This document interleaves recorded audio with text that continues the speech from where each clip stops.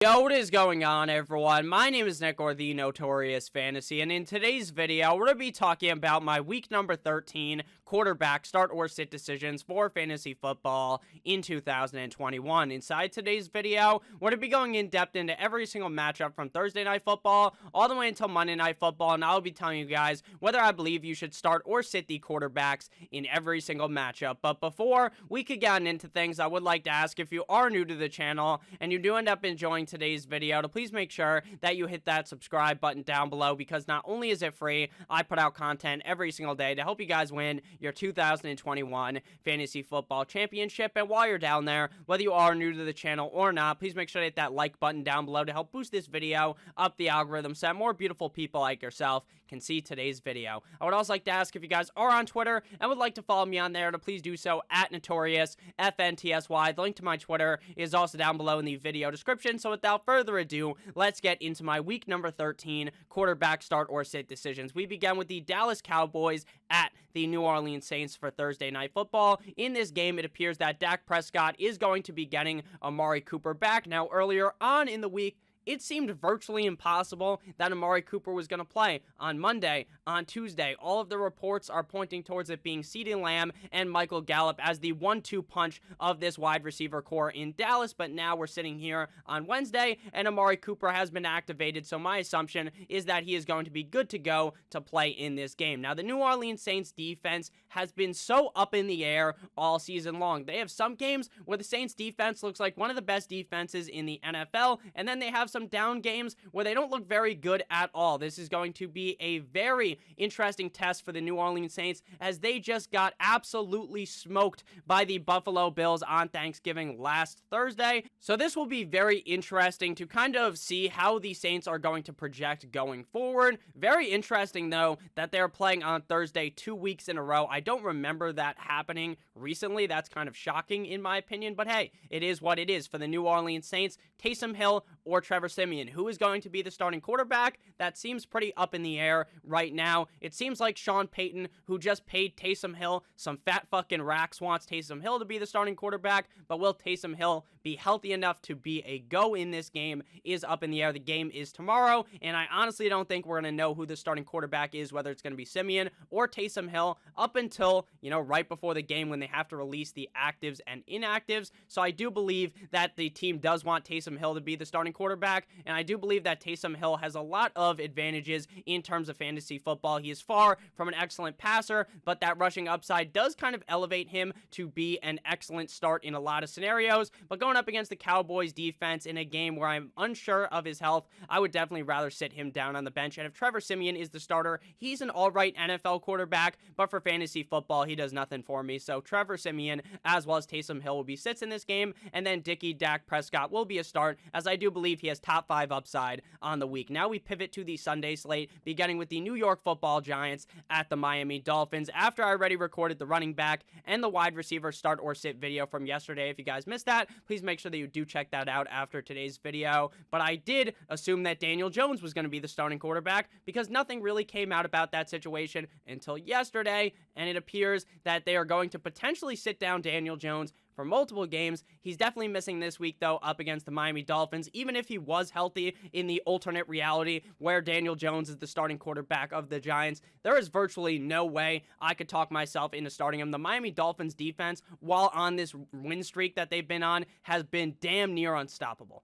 So based upon what I just said, with me not feeling very comfortable with playing Daniel Jones, there's virtually no way that I'm playing Mike Big Neck Giraffe Man Mike Glennon. There is just no way. This guy is not very good. He's a backup quarterback going up against a defense that has looked amazing over the last couple of weeks. There's no way I want to be firing up Mike Glennon in this game. The Giants defense has looked good, so Tua Tagovailoa is not necessarily a guy that I would look at as a top 10, a top 12 quarterback of the week, but I wouldn't be surprised at all if he was a fringe top 12 guy, meaning he was like quarterback 12 or 11. The Giants defense has looked good, like I said, but Tua Tagovailoa has been on fire through the month of November, and I think he continues to look good in this game. For their first game of December, I like him here up against the Giants as a reliable starter. It does appear, though, that Devontae Parker is going to be back, which gives me a little bit more confidence in starting Tua Tagovailoa in this matchup. Next up, we move to a matchup between the Indianapolis Colts at the Houston Texans. I will will be starting Carson Wentz, and I do believe that Carson Wentz could be the #1 quarterback on the week, but I am very nervous about this being a Jonathan Taylor game. Last week, going up against the Tampa Bay Buccaneers, it seemed virtually impossible that was going to be a Jonathan Taylor game because this was going to be a close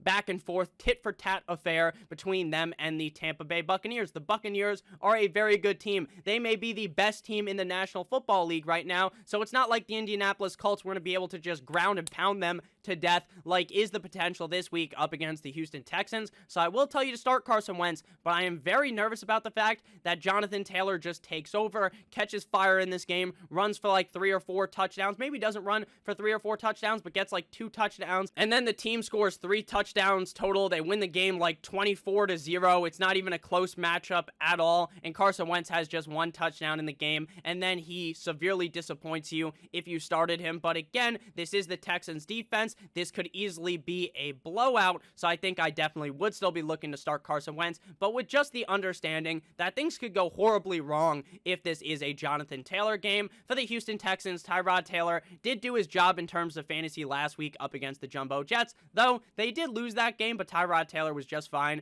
for fantasy football. This week going up against the Colts defense, that leaves far more to be desired, so there is no way I'm starting Tyrod Taylor in this matchup. Next up, we move to a matchup between the Minnesota Vikings at the Detroit Lions. I personally love watching the Detroit Lions every week. I understand that they're a complete and utter fucking disaster offensively and defensively, but I always like watching because I'm like, you know what? Maybe this is the time that Dan Campbell and the Detroit Lions win a game, and every week I try to talk myself into that narrative. Now, they're going to be without DeAndre Swift in this game, and it appears that injury may be more severe. Maybe he misses over 3 games, and that sucks, obviously, if you have DeAndre Swift. But again, in terms of this game, I will always try to talk myself into the narrative where the Lions win this game, but in reality, I don't think the Minnesota Vikings will choke this one away. I think the Minnesota Vikings lay a smackdown WWE style on the Detroit Lions, and I expect Mr. You Like That, Kirk Cousins, to have a fantastic showing in this game. Last week, up against the San Francisco 49ers, he wasn't amazing, but in terms of fantasy football, he was just about all right. He did, though, line up under the right guard instead of under the center at the end of the game. I think that was either 3rd or 4th down. I don't know what the hell Kirk Cousins was smoking before that game, but he had no idea what he was doing. But at the end of the day, I still believe Kirk Cousins is a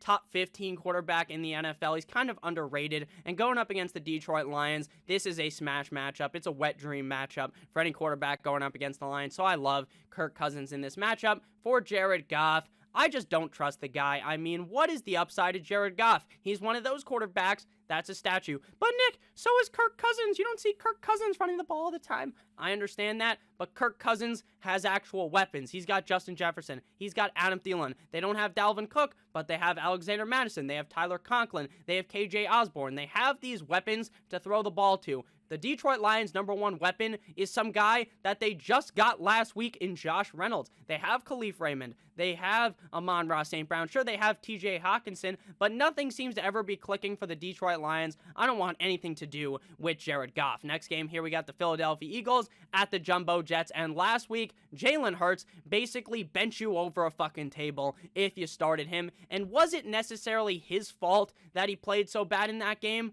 Somewhat. And somewhat you can just put the blame on the wide receivers, because these motherfuckers were dropping passes that I could have made. Now, I understand if I was to go up against an NFL corner, I would probably get absolutely eviscerated, right? There is no way that I would make that catch, but I know every single person at home, especially Eagles fans watching that game up against the Giants, they were like, man, I could have fucking made that catch. Jalen Reagor needs to be left in New York. That's how bad things were for the Philadelphia Eagles in that game, but Jalen Hurts always has the upside that even if he has a shitty day passing the ball, he has that upside of rushing the football for 50, 60, 70, 80 yards and maybe a touchdown or 2. This matchup is very soft. It is soft as baby shit up against the Jumbo Jets, so I expect Jalen Hurts to bounce back in a big way this week for the Jets. Now, last week I proclaimed that Zach Wilson was not a downgrade from Magic Mike White, Josh Johnson, or Joe Flacco, and I understand that he beat the Houston Texans,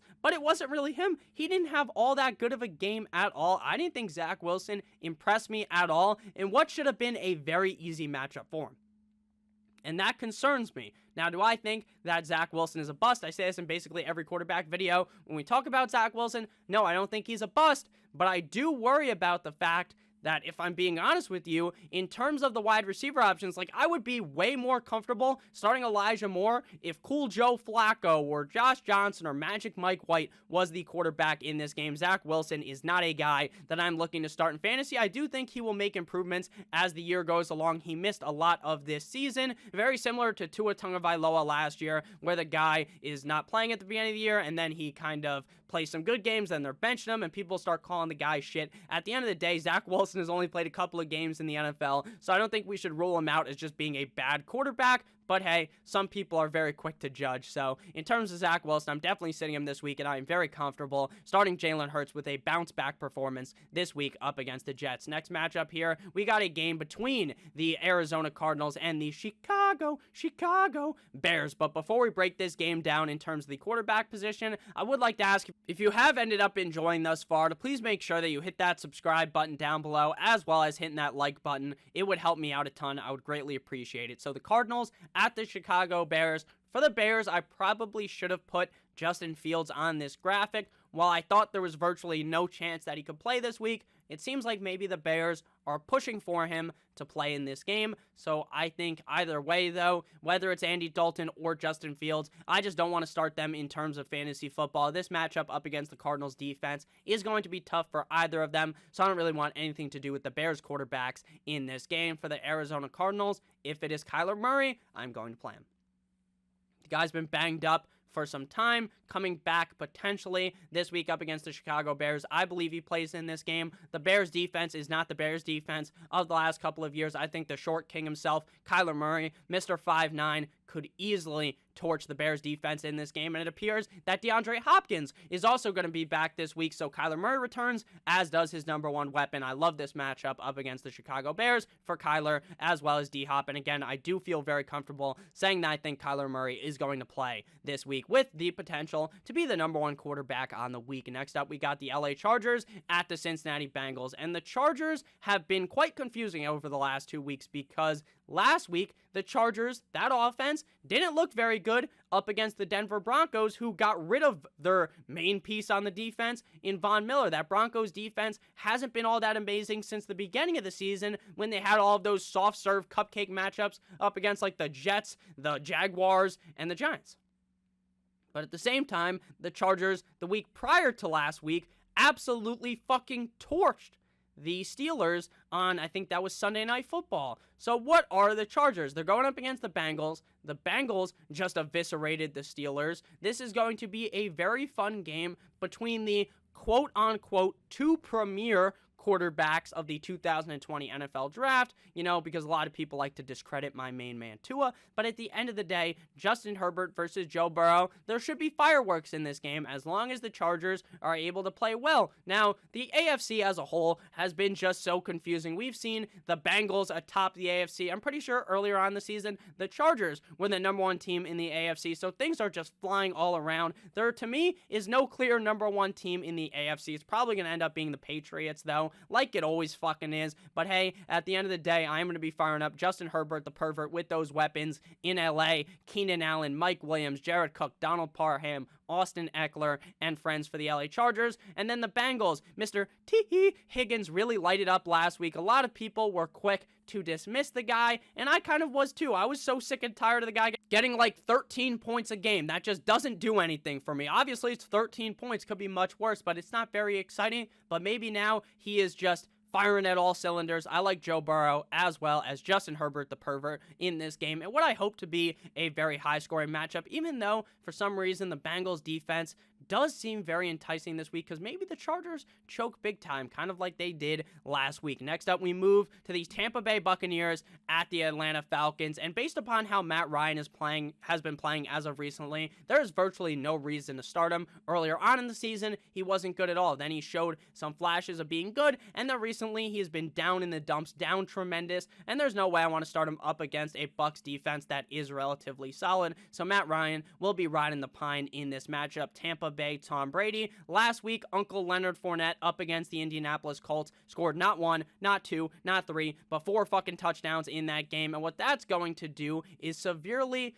limit the upside of the quarterback, because when the running back scores 4 fucking touchdowns, it's not like they're gonna hang 8 total touchdowns on the Indianapolis Colts, right? And Tom Brady could have 4 passing touchdowns. That's just not going to happen. This week up against the Atlanta Falcons, it could entirely be the Uncle Lenny show, but it could also be the Tampa Bay Tom Brady show, as that man owns the Atlanta Falcons franchise. So I expect a solid showing, maybe even the #1 showing out of Tampa Bay Tom Brady this week. Next up, we pivot to the Jacksonville Jaguars at the LA Rams, and a lot of people are probably pissed, rightfully so, at Matthew Stafford. Because as of recently, Matthew Stafford has been playing very sluggishly. It's like it's been a throwback to Detroit. Now, he was good in Detroit, but just a throwback feeling to the Rams just being absolute shit to how the Lions were for all those years with Matthew Stafford. But this week, they get the Jacksonville Jaguars. Last week, I discussed how maybe that was a get-right game up against the Green Bay Packers. They ultimately lose to the Packers, but the team does play quite well. We saw Odell Beckham Jr. have a great game there. The offense was at least awake in that game, and I think they stomp out the Jacksonville Jaguars, so I expect Matthew Stafford to have top 5 potential in this game. Next up, we move to the Washington football team at the Las Vegas Raiders. The Washington football team coming off of what should have been a convincing win, but a very close win, I guess, technically at the end of the game, based on the score up against the Seattle Seahawks. The Raiders coming off of that W up against the Dallas Cowboys on Thanksgiving. Taylor Heineke as well as Derek Carr are both quarterbacks I would be looking to start this week. Now, for the Las Vegas Raiders, Derek Carr is likely to be without Darren Waller, his technical #1 option besides Hunter Renfrow on the team, which sucks for Carr, but I think he'll be just fine with Foster Moreau out there. Now, could Waller play? Definitely, but it does seem kind of out there, like out of the ordinary if he did end up playing. So I do expect them to be without Darren Waller in this game, but I still like Derek Carr up against the Washington football team. Defense for the Washington football team, they're going up against the Raiders, who were just in a very high-scoring game up against the Dallas Cowboys last Thursday, and I do expect the Washington football team to be able to score a decent amount of points in this game. The question is, how much running are they going to do? Because if they hand the ball off to Antonio Gibson 25 fucking times in this game, then maybe Heineke won't have all that amazing of a showing, but I am very interested in this matchup, potentially being a shootout, a very high-scoring back-and-forth affair, so I'm firing up Mr. Heineke as well as Derek Carr. Next up, we got the Baltimore Ravens at the Pittsburgh Steelers, and Big Ben Roethlisberger appears to be on a clear path, not to the top, but to the fucking retirement home. This guy looked putrid last week for the Pittsburgh Steelers. I'm talking about this man looked atrocious, like they should have thrown fucking Mason Rudolph into the game. That's how bad it was up against the Cincinnati Bengals. Picks left and right. The Bengals completely and utterly dominated the Steelers in that matchup. This week they get the Ravens, and I don't think things are going to get much better for Big Ben. I don't expect him to be very fantasy viable in this matchup, and I expect the Ravens to roll the Pittsburgh Steelers. Lamar Jackson struggled mightily last week up against the Cleveland Browns, and that may even be an understatement. He was also, just like Big Ben, throwing picks left and right, but Lamar Jackson, I just still feel comfortable starting him, right? He's still one of the better quarterbacks in the NFL. He has all of that rushing upside that can mitigate a really bad day passing, so I do expect him to put on a solid showing up against the Pittsburgh Steelers in what should be a humongous bounce-back game. Next up, we move to the San Francisco 49ers at the Seattle Seahawks, and I will reluctantly tell you to start Russell Wilson. Last week in that game, he did much better than I thought he would up against the Washington football team. I really expected Russell Wilson to still look very sluggish. Now, he didn't look very sluggish. He still looked sluggish, but it wasn't as bad as the weeks prior, and maybe Russell Wilson is getting more and more healthy as the weeks go on. Now, for some reason, Russell Wilson hates DK Metcalf. He is just not throwing him the ball. And in yesterday's wide receiver start or sit video that I talked about earlier on in the video, I talked about how I don't want to start DK Metcalf this week. Now, I understand in a lot of scenarios it's impossible to sit down a guy that you know is probably a top 12 talent-wise receiver in the National Football League. I mean, the guy's just so fucking huge. He could catch a ball anytime it gets anywhere near him, but Russell Wilson just isn't throwing the ball near him. He's not throwing the ball to him at all.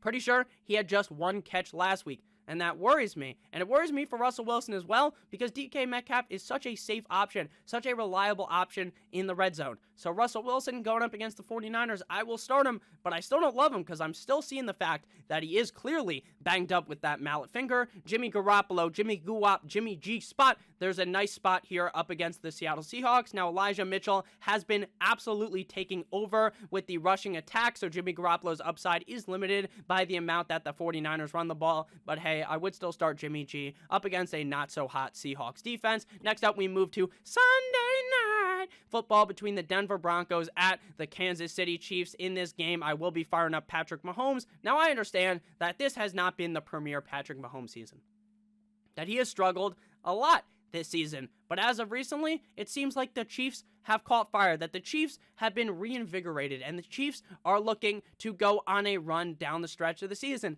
The Chiefs defense has woke up, having a turnover in all of the last 6 games in terms of an interception. I think that Patrick Mahomes is going to go here up against the Denver Broncos and stomp all over them. The Broncos are riding hot off of a win up against the Chargers, and I think Patrick Mahomes does very solid in this matchup. It's virtually impossible to sit down a quarterback with the skill set of Patrick Mahomes for the Denver Broncos. Teddy Two Gloves did end up getting banged up in that matchup up against the Chargers. He does go out of the game. Then you see Horsecock Drew Lock enter the game, and then Lock gets benched again for Teddy Bridgewater because Bridgewater was good to go back in the game after a short while. Going up against the Kansas City Chiefs defense, I just don't want to be starting Teddy Bridgewater. In reality, I said earlier on that this was going to be a stomping by the Chiefs. I actually think the Broncos keep it close, but I think the way that they keep it close is by that effective running attack with the 1-2 punch of Javonte Williams and Melvin Gordon. So I don't like Teddy Two Gloves in this matchup. Final game here, we got Monday Night Football between the New England Deflatriots at the No One Circles the Wagons like the Buffalo Bills. Mac Jones, Mystic Mac, looked really good last week in that showing. Looked good the week prior in that game up against the Atlanta Falcons. Looks good last week up against the Tennessee Titans and has been an alright fantasy performer. But something you need to keep in mind is that Mac Jones is a really solid NFL quarterback, but in terms of fantasy football, besides the last 2 weeks, has not been all that productive because he needs to really put full all gas type, no breaks type of deal where he throws 3 touchdowns in a game to be very fantasy relevant, because if not, he has virtually no rushing upside. And when they get on the 1 yard line, it's not like fucking Tom Brady's there. They don't give him the QB sneak. They just hand it to Damian Harris, or they hand the ball to Ramondre Stevenson. So Mac Jones' upside is limited by that, plus the fact that they're playing the Buffalo Bills, who are one of the best defenses in all of the National Football League. The Patriots, the same thing could be said about them, though. They do have one of the best defenses in the league.